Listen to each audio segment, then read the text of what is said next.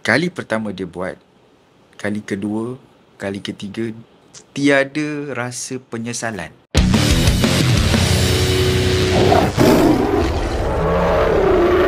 Tuan, baru-baru ni ada satu kes yang mungkin pertama kali berlaku lah di Malaysia.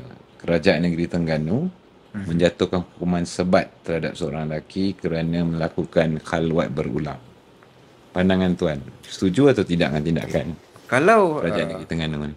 secara jujurnya, saya berpandangan apabila kesalahan itu berulang, bermaksud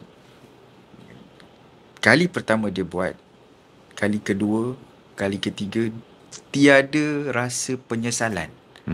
Okey, mahkamah dah berikan hukuman. Contoh saja. Dah kena Katakanlah lah. mahkamah kali pertama dia kena tangkap khalwat. Mahkamah dah berikan hanya denda saja. Okey, denda berapa ribu dia bayar. Kali kedua pun dia bayar. Kali ketiga mahkamah tengok, engkau ni dah 2 kali kena tangkap. Ni kali ketiga. Maksudnya berulang.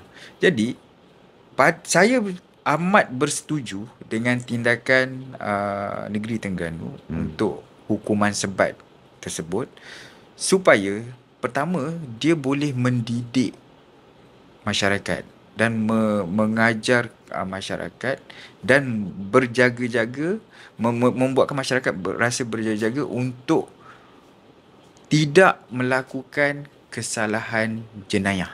Masuk kesalahan jenayah ni jenayah syariah. Dan saya pasti apabila mahkamah memutuskan hukuman sebat tersebut, dia ada SOP yang telah ditetapkan oleh pihak kerajaan. Jadi secara ringkasnya, saya amat bersetuju bagi pesalah yang berulang kali